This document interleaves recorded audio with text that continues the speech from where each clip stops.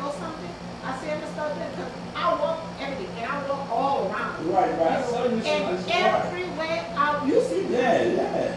Somebody, God put somebody in my path. And it's Right. always somebody that needs me. That's right. And if you don't, but like, he can't stop it from doing it. Can't. Satan can't stop it. No. Because I walk outside on my porch and somebody else stop me. So, you know, That's it, and that's all that's about God. awesome because right. And see that's a good illustration. Even back in Job days.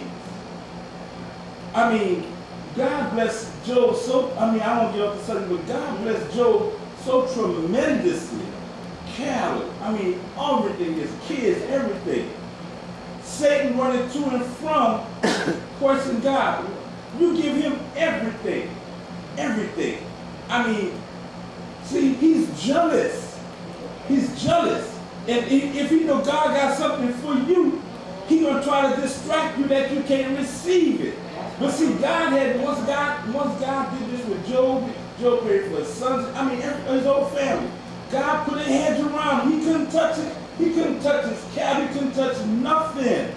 Nothing. Nothing. He couldn't touch nothing. And no fall faith. He couldn't do nothing. And that's what he's telling us. When we get like that in that word and believe and trust him, man, listen, we got the hedge around our families. We got the hedge around us.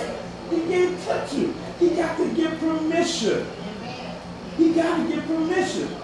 And see, God ain't going to give you permission if he know you're not equipped to handle that.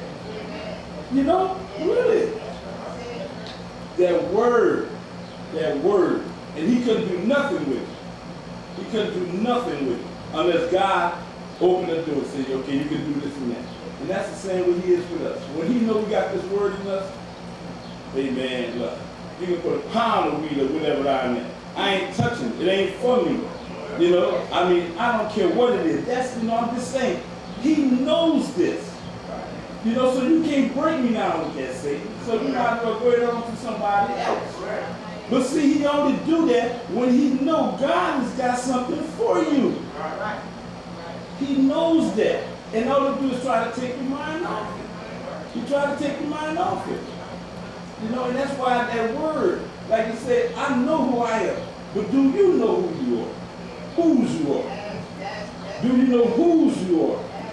They always say, I'm from me. I said, man, I'm just a child of God. That's all I am. I don't care if you look at me as a black American, Afro, Negro, or whatever. I am a child of God. And every day I try my best to do what I can, and what I can't do, God do what I can't do. That's right. That's it.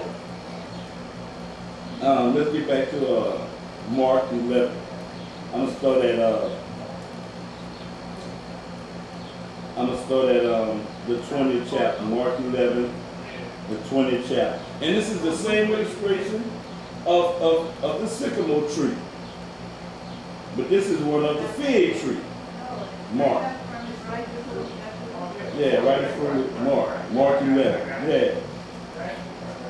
And I like the way Jesus Christ gives his examples with trees. He don't hit them from the middle, he hit them from the roots. Because once you get it from the root, baby, it's gone.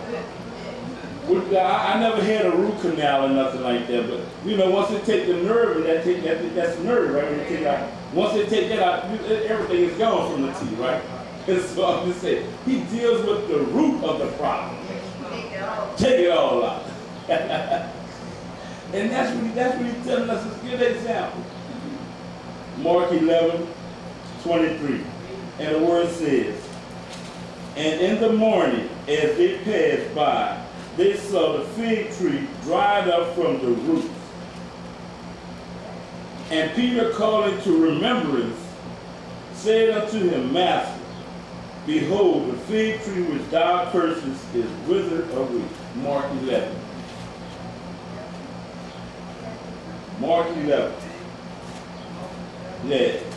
Mark. I know Mark 11. I'm in the 11th chapter. I said Mark 11. I'm at the 20th.